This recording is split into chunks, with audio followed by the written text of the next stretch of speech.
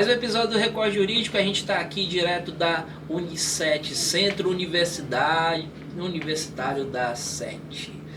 Hoje recebendo uma das estudantes que compõem o modulado aqui no curso de Direito nessa faculdade, a Fabiana, né, Fabiana? Eu queria que você se apresentasse para o nosso público, falasse um pouquinho sobre qual é a sua profissão hoje e por que cursar o Direito, né, Fabiana? Certo.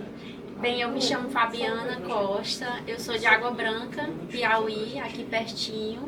Eu estudo na SET, o curso de Direito, porque eu sempre tive aquela noção, né, de trabalhar dando voz ao outro, né, dando voz ao outro. E a SET, ela me trouxe essa oportunidade em virtude da minha jornada de trabalho, né, a minha jornada de trabalho no sentido de que o sistema modulado, ele permite com que o aluno estude e trabalhe também, né? E a gente vira protagonista do curso.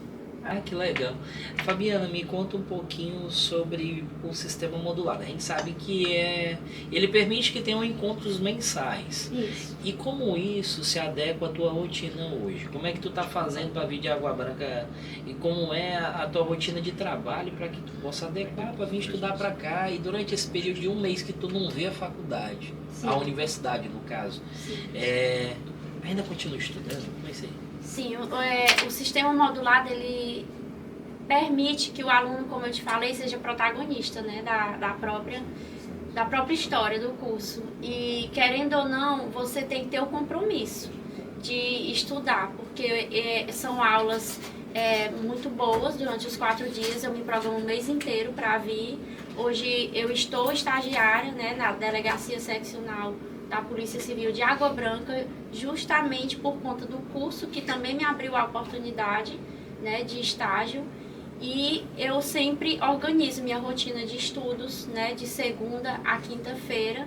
Eu estudo em horários noturnos, adaptei a minha flexibilidade e sempre procuro me atualizar, porque o direito, ele sempre precisa de atualização, né? As leis mudam continuamente e a gente precisa se atualizar para atender até mesmo a sociedade.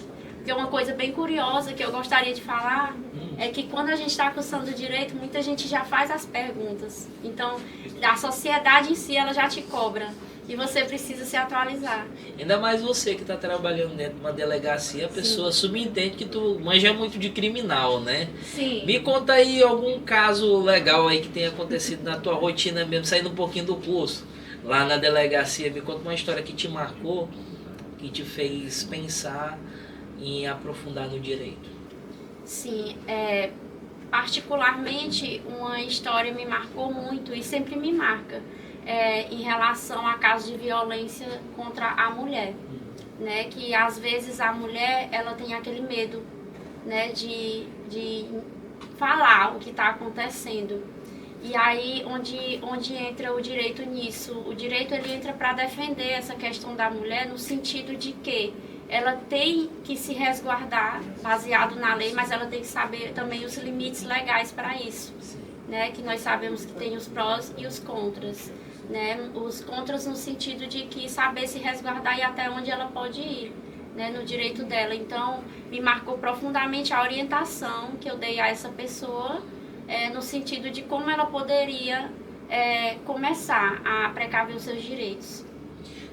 Tu acredita que a importância de se manifestar, de realmente falar sobre um crime, uma violência que tenha acontecido assim, no lar, é de suma importância tornar consciente, né, as mulheres? Eu falo muito isso com relação a violência, pode ser até financeira, a violência psicológica, antes da violência física.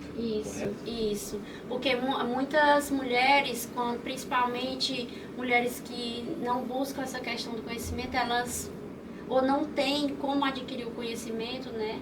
Elas imaginam ser só violência física. Hoje elas já têm mais uma visão da psicológica, tem a questão da patrimonial, da financeira, a liberdade de ir e vir, a forma como ela se veste, claro, respeitando os limites. Então ela já tem aquela visão mais ampla, principalmente a gente do curso de Direito, nós podemos conscientizar a mulher nesse sentido, né? Tanto as mulheres quanto em outros setores do crime. Você falou sobre, basicamente, o direito civil. Você já tem uma pretensão do que é que você vai fazer quando se formar? Você está pensando em ser delegada? Você está pensando em ser advogada?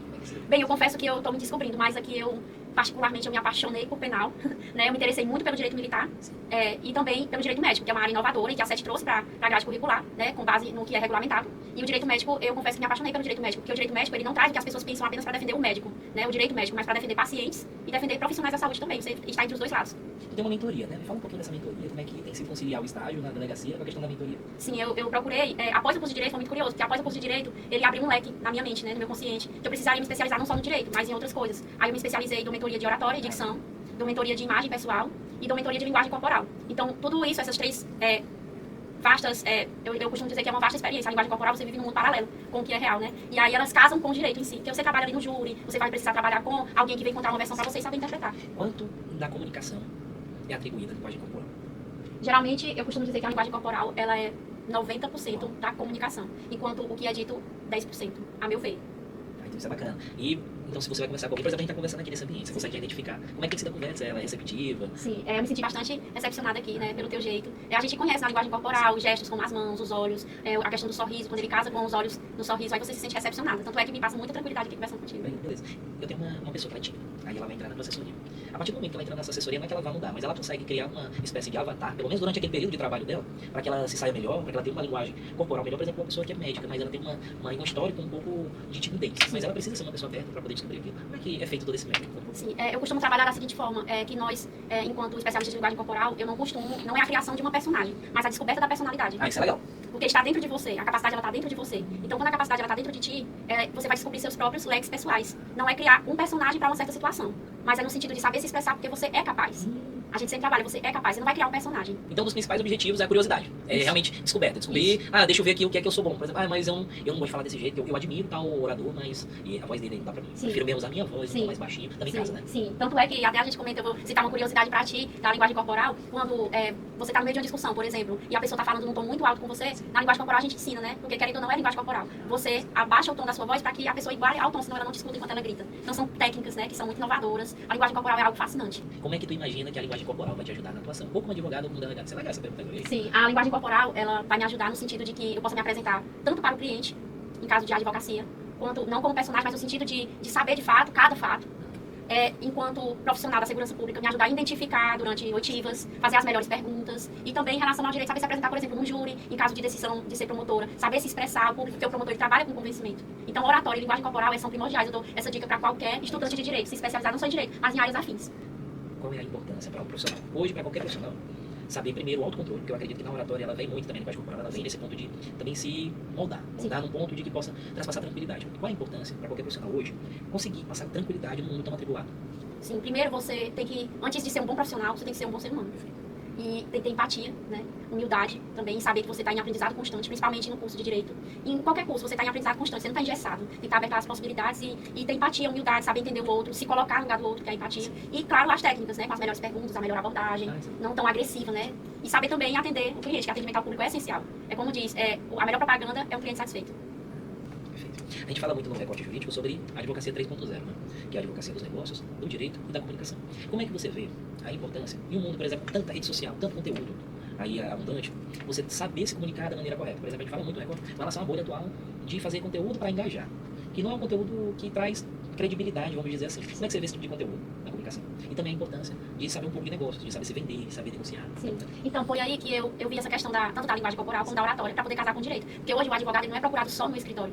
Ele primeiro é pesquisado até nas redes sociais. Então o advogado ele tem que saber vender, no sentido de vender um livro, no sentido de apresentar o seu trabalho, claro, respeitando o código de ética da OAB. Mas ele tem que saber se sobressair.